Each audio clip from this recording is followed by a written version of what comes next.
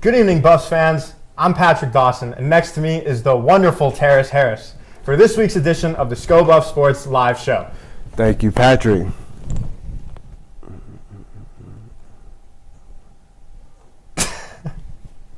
I'm excited for another round at the desk of the live show. We have so much to dive into, so let's start with a recap of the football's exciting game versus the USC Trojans.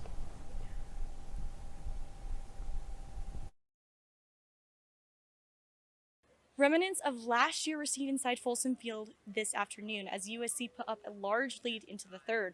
As students began to get up and leave, there were some who stayed, and the ones who stayed saw the change that Coach Prime has been talking about for so long.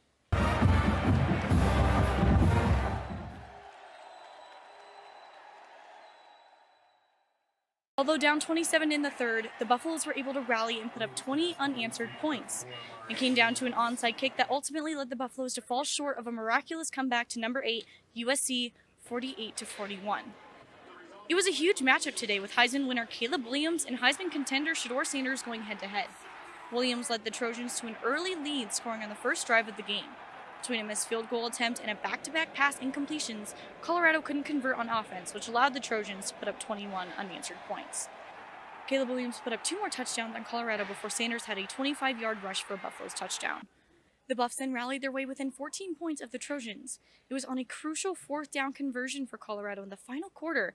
It ended up being unsuccessful, which costed the Buffs the game. The Buffs had a final offensive drive, putting them within 7 of USC, but time had run too thin. Williams was able to take a knee multiple times for their final drive, running the clock. Shedeur Sanders went 30 for 45 for 371 passing yards. Sanders also had 14 carries for 50 yards. He was the second leading rusher behind Anthony Hankerson, who had 74 yards. Freshman Omarion Miller was the top receiver for the Buffs. Miller had 7 receptions for 196 yards. Heisman veteran Williams went 30 for 40 and had 403 passing yards. Williams was also the second leading rusher for USC with 5 carries for 12 yards. Folsom Field saw the battle of Heisman contenders in a familiar face, Brenton Rice, who transferred to USC 2 seasons ago. Rice had 5 receptions from Williams for 81 yards. Despite the Buffs marking back-to-back losses, Colorado went toe-to-toe with a top 10 ranked team. Buffs look forward to next week where they will fly off to Tempe, Arizona. The Colorado Buffaloes will be facing off against the Arizona State Sun Devils at 4:30 p.m. Mountain Standard Time. Sko Buffs Sports will have some members down there providing live coverage on our socials as well as our YouTube channel. Make sure to stay updated. Malaina, Humphreys, Sko Buffs Sports. The Colorado offense gained a new weapon last weekend with the breakout of freshman wide receiver Omarion Miller. When the offense needed a spark, Miller answered the call every time. His breakout game saw him reel in 7 catches for an impressive 196 yards, and he also hauled in a touchdown. These impressive stats earned Miller the Pac-12 Freshman of the Week award. If Miller can continue this play, the Buffs offense could become one of the best in the nation for years to come. 5 players on the Buffs secondary on the injury report this week. Safety Shiloh Sanders is questionable to return Saturday against ASU, and given Coach Sanders' conservative timetables thus far, he'll likely be held out for another week. Safeties Carter Stoutmeyer and Miles Slusher, as well as corner Kenrich Breedlove, are also questionable for Saturday. Travis Hunter is still shut out with a lacerated liver, and he'll likely remain out until past the bye week, per Coach Prime. With the defensive backfield thinning, Arizona State will likely put heavy pressure on the passing game, making these question marks all the more important for the Buffs come Saturday. Next, here's Trent with another edition of his insightful film room session. Hey guys, I want to look at some fun play design by Sean Lewis in the red zone last week. Big thing about red zone offense is your field goes from a lot to work with to very little to work with. That means you're going to have to really get creative, find some fun play designs. Now the Buffs, they have plenty of big weapons. They got Dylan Edwards, they got Jimmy Horn, Travis Hunter's obviously out, but they have him. Ferris Dawson, Xavier Weaver, list goes on. But one name that a lot of teams don't think of is Mikey Harrison, the tight end. You see him, he's lined up here on this play. And now in the past, what Sean Lewis has done with him, he did this at Colorado State, he did this against Oregon, is he kind of sneaks him across the line and then runs him up, and he's been wide open twice now. Now what he's going to do here is he's going to run a delayed tight end screen. You see the Buffs, they're in a tray tight end set. What that means is we got 3 receivers to the wide side of the field, tight ends all alone on the boundary side over here.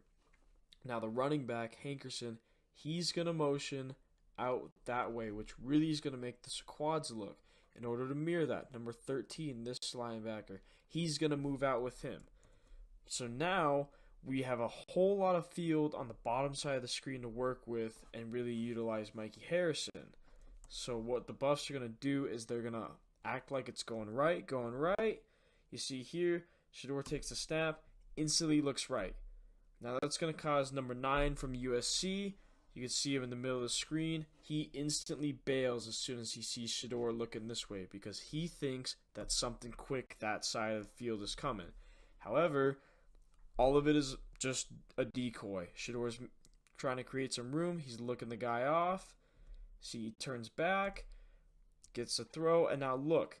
You see Mikey Harrison, and you see the 3 big boys out in front of him on this screen pass. Left guard, left tackle, take care of that guy. He kind of takes himself out of the play. And then look, you got the big boy Van Wells leading the way.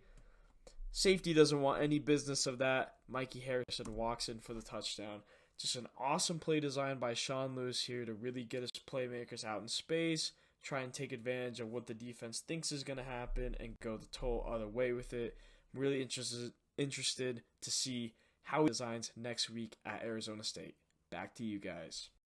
Thanks, Trent. Now it's once again time for our play of the week. But this week's edition is just a little bit special. We asked 4 plays for you to pick on Twitter, and they all involve last Saturday's breakout star, freshman wide receiver Omarion Miller. Let's take a look. Was it this 65-yard grab and go? Look at that amazing breakaway speed. Defense has no chance. Was not a first touchdown of the season. I was thinking of the wrong play. I'm just so excited about Omarion's performance. Now, was it this catch, this diving catch in the back of the end zone on the rollout? What a gap. How did Shedeur fit that in there? Converted a critical 4th down to pull the Buffs within 2 scores. Or was it this beauty of a deep ball on the free play from Shedeur, hauled in by the freshman ball, tightly guarded by the USC defender, one-handed for a 50-yard gain? Or was it this very last play, a toe tap on the sideline to extend the Buffs' last drive of the game to keep the game alive? The Louisiana native truly put on a show for the Colorado fans in just only a quarter and a half of play. But which of these did you think was the answer? The answer will be revealed later on in the show. With another edition of the live show comes another trivia question. Omarion Miller had a breakout performance last Saturday against USC, breaking the CU freshman record for receiving yards. So, the trivia question for this week is, who is the receiver that Omarion passed on the way to a shiny new record? The answer to that question will come on later in the show.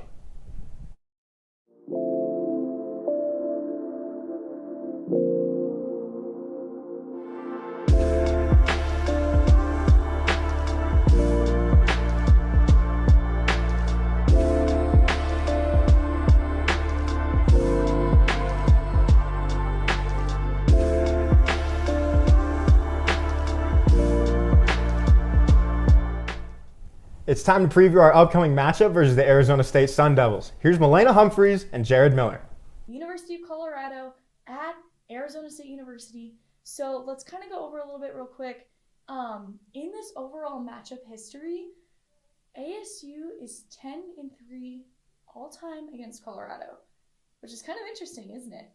Yeah, because I don't remember Arizona State really ever being that dominant of a team. It's just how bad Colorado has been that really probably plays into that the most. Yeah, Colorado's really had a last few years where they've really been struggling. But something else that's super interesting is both of these teams are going through a rebuild period currently. So Colorado's in their first year with Coach Dion, and now ASU's in their first year with Coach Dillingham. So can you kind of tell me what you know about that and walk me through that? I mean, just in general, rebuilds are tough as fan bases going from the bottom and kind of working your way up. Colorado, even though it is a rebuild, has a lot to look forward to, and Arizona State might take a little longer, but 1-4 on the season, it's off to a slower start. And they're looking for hope, but they're still kind of working through the tough parts. You're not wrong. ASU is really struggling success-wise compared to Colorado. Unfortunately, Colorado has gone back-to-back losses against top 10 teams in these last 2 games, but they started off 3-0 undefeated. ASU is currently 1-4, and that first win comes from the first game in the season against Southern Utah, and it was a really slim one. It was just, I think, off of a field goal, 24-21. So, but something interesting between these teams is both of them have yet to win a conference game. They're both 0-2. So I think that's going to be a big thing, but just kind of looking earlier into this season, Colorado led in transfers. Colorado's got all these new scholarship players, and then I believe ASU just followed closely behind, which is super, super interesting, isn't it? So it's kind of weird to see how we have both of these teams going through a rebuild period and how one's turning out one way and one's turning out the other. Shedeur Sanders has been one of the most talked about quarterbacks in the nation this season, and for good reason. Let's take a look at how the King of Boulder's Heart compares to his Arizona State counterpart. Trenton Bourguet has taken over the reins as Arizona State's starting quarterback, following injuries to their original starter and backups. In 2 games, he has totaled for 391 yards. Per game, he averages 195, which is over 150 yards less per game than Sanders. Sanders and Bourguet both have 2 interceptions on the year, but the junior ASU starter has yet to throw a touchdown pass this season. It'll definitely be interesting to see how the 2 quarterbacks face off this weekend. When Coach Prime made his way into Colorado, he said he was bringing his luggage along with him and that it was Louis Vuitton. We saw what he meant by that soon after, as he fully cleared out the former Buffalo team and rebuilt from scratch using the transfer portal. One of the players to see the door before the Coach Prime era was Jordan Tyson, a sophomore wide receiver. He transfers to fellow Pac-12 opponent Arizona State, who the Buffs play tomorrow afternoon. So far, he's recorded 22 receptions for nearly 500 yards. And on the flip side, CU has a transfer in from Arizona State, starting kicker Jace Feely. So far in the season, Feely is a perfect 10 for 10 during point-after attempts and has a field goal success rate of 57%. We'll see who gets the last laugh on Saturday during the battle of the transfers. The Buffs' loss to USC on Saturday continued the trend of CU garnering considerable attention. According to Sports Media Watch, Saturday's game drew some 7.24 million primetime viewers, averaging a 4.0 rating throughout. In spite of the large viewership, the audience was still the smallest for any of the Buffs games this season, though it still garnered the 8th largest audience for a college football game overall this year. Regardless of the drop-off, CU remains the most watched college football team of the season so far, averaging 8.5 million views per game. For comparison, last season the Buffs attracted an average of 1.25 million primetime viewers each game. The explosive growth in viewership reflects newfound optimism following Deion Sanders' takeover. And despite Saturday's big disappointment, Coloradans and nationwide fans remain engaged in what has been a storybook season. Now, speaking of attracting considerable attention, here's Oliver Hayes with this week's edition of Buff Banner. Hey, it's Oliver Hayes, and I'm bringing you this week's edition of Buff Banner. As we all know, Deion Sanders and the Colorado Buffaloes are the biggest celebrity attraction in the country as of right now. And with NFL legends on the sidelines and Hollywood actors in the press boxes, many have started to speculate who might attend upcoming games. But in a Saturday matchup against USC that brought out the likes of Will Ferrell and nearly half the NBA and many others, one name in particular stood out, but not in a good way. After walking out to a generational talent in Lil Wayne just 2 weeks prior, the Colorado football program invited infamous rapper DaBaby to accompany the Buffs this past weekend to give the team a pregame speech about adversity.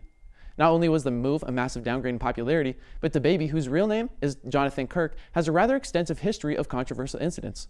From numerous assault, battery, and robbery charges, to slapping a female fan at a 2020 show, to a 2018 shooting that left one dead, Kirk has continuously made headlines for his outrageous behavior.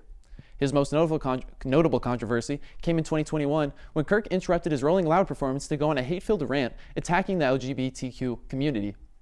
Having fallen out of the huge spotlight Kirk once enjoyed before his homophobic outburst, many wondered why Coach Prime in the University of Colorado would possibly bring such a guest, given the standards Sanders has publicly held his players to. Sure, DaBaby still holds a fair share of importance in pop culture. His single, Shake Some, peaked at number 65 on the Billboard Top 100 this past August, while hits like Shug and Under the Sun keep DaBaby's music blasting through speakers and headphones. Plus, Deion brought the rapper in to talk about adversity, where Kirk said it was healthy for the Buffs to face adversity sooner rather than later. However, Kirk has faced adversity sooner and later due to his own actions, and he hasn't made an effort to fix it. After making an apology post on social media regarding his comments during his Rolling Loud set, Kirk deleted the apology from his accounts. In the 2 years since deleting the post, Kirk has additionally found himself in the middle of another shooting incident, as well as an assault of his ex-girlfriend's brother. At a certain point, the hype train needs to halt. The principles being taught need to actually be practiced, and the celebrities that the football program invites needs to actually represent what we as a university claim to stand for. My name is Oliver Hayes, and that's all I have for this week's edition of Buff Banner. Back to you guys at the desk. Yet another example has arisen of the impact of Coach Prime. 3 days ago, on October 3rd, he met up with the Philadelphia 76ers for dinner. The 76ers are spending their training camp at Colorado State University, as the 9,000-foot altitude helps them condition better for when they go back to Philadelphia. Coach Prime met up with the team for dinner, giving advice to a team looking to contend in the top-heavy Eastern Conference in the NBA. He also mentioned the importance of stars playing in marquee matchups, referring to 76er star Joel Embiid missing the game against Finals MVP Nikola Jokic and the Denver Nuggets last season. We look forward to seeing the impact Deion Sanders has on teams outside of CU football. Colorado basketball star Tristan da Silva is receiving a lot of praise heading into his 4th season as a Buff. College basketball analyst Andy Katz has ranked da Silva as the #1 small forward in the country going into this NCAA season. This list included top players such as John L. Davis from Florida Atlantic and Grant Nelson from Alabama. The German native continues to dominate the headlines of the nation's basketball discussion as the hype builds for his senior season. The Colorado women's basketball team promoted staffers Matt Hauer and Shelly Sheets to assistant coaching roles, as head coach J.R. Payne announced on Thursday. This is most likely in response to the NCAA passing a new rule in January, which allows an increase in assistant coaches for men's and women's D1 hoops. Hauer has served as the director of basketball operations for the women's team since 2021, while Sheets is both the director of player development and a CU Basketball Hall of Famer, placing top 5 all-time in assists, steals, free throws, and three-pointers made for the women's team. She's also been an assistant at different colleges for almost 2.5 decades.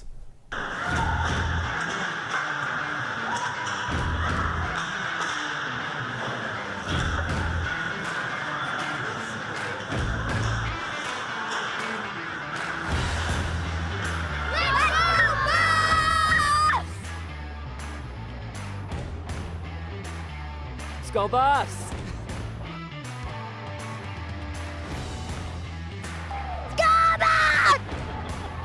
Thank you.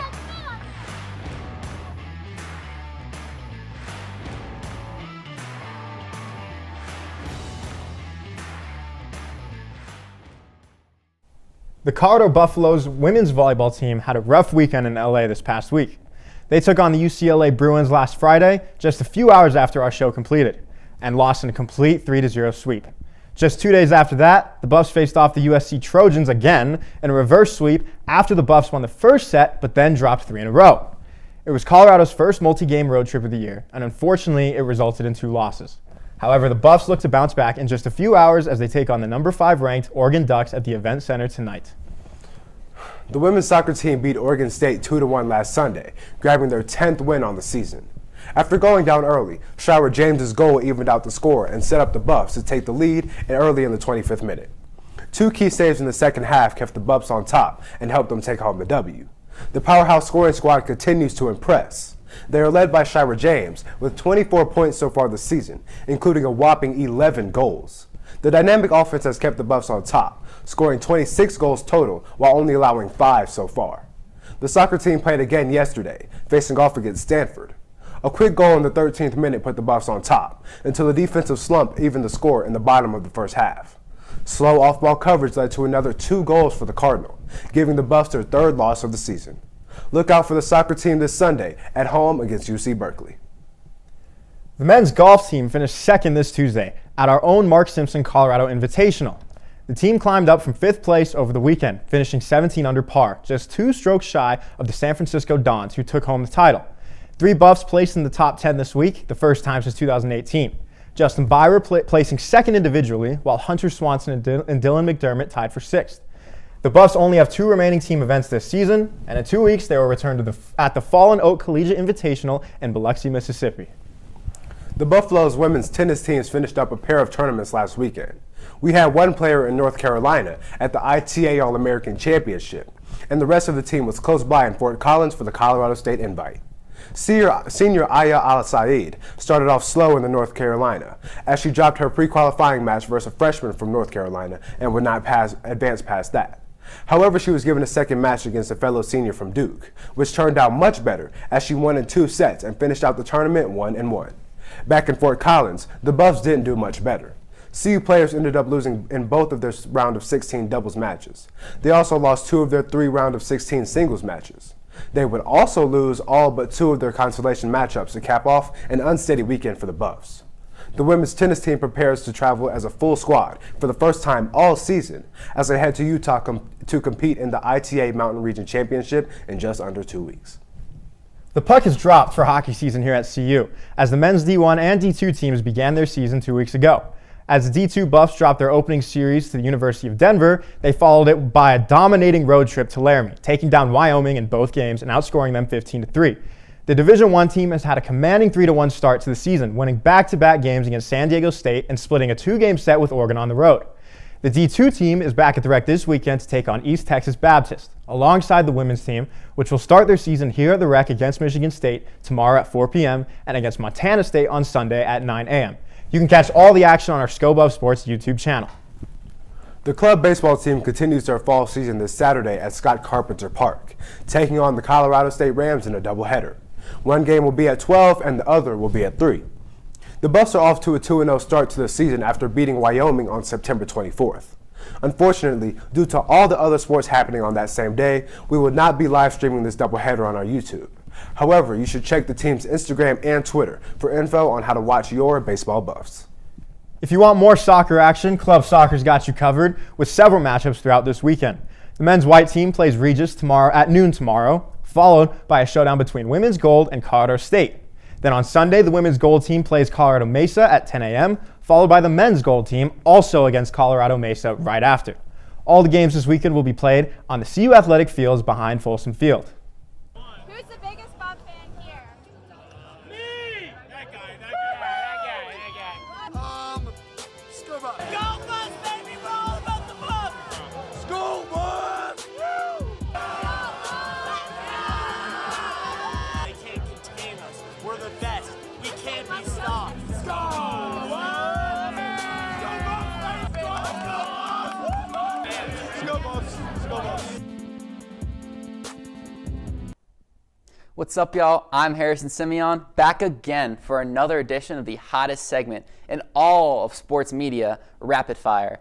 Let's not waste any more time as your Colorado Buffaloes kick things off in just a couple hours at the CU Event Center, where the volleyball team is set to take on both Oregon schools. Tonight at 7, the Buffs will look to snap a 3-game losing streak and get back on track against the 5th-ranked Oregon Ducks. On Sunday at noon, they stay in Boulder for a matinee showdown against the Oregon State Beavers. Then on Saturday, all eyes will be on the football team as they travel to Mountain America Stadium in Tempe to take on the Arizona State Sun Devils. Kickoff is set for 4:30 p.m. Mountain Time, where the estimated temperature at kickoff could creep up over 100 degrees Fahrenheit. Though if the Buffs can persevere throughout this level of sun, I'm sure they can take care of its Devils too. The women's golf team will be in action at the University of Denver all weekend long at the Ron Moore Intercollegiate in Highlands Ranch. They look to carry the momentum of top 3 finishes in each of their first 2 tournaments. Another group of the Buffs looking to stay hot is the soccer team, closing out the weekend on Sunday at 2 p.m. against Cal. Make sure to pack print up for this one, as it will be the Black and Gold's last in Boulder until October 26th. That's all I got for this week's edition of Rapid Fire. I'm Harrison Simeon, sending it back to Patrick and Terris at the desk. Thanks, Harrison. Now it's time to reveal our Play of the Week winner. In case you forgot, all 4 of our plays were from the football team's breakout star, Omarion Miller. Drum roll, please. The winner, receiving exactly 50% of the vote, is, hey, guess who? Omarion Miller. More specifically, his 4th down touchdown catch. This was the freshman's first touchdown of his collegiate career, converting a 4th down that, if not converted, would likely have kept the game out of reach to CU. Miller's rise to stardom is something truly special, and his dominance at receiver for the Buffs is just getting started. Earlier this evening, we asked you whose record did Omarion Miller break for the single-game freshman receiving yards record at CU. The answer is, another drum roll please, Paul Richardson versus Kansas in 2010 with 141 yards.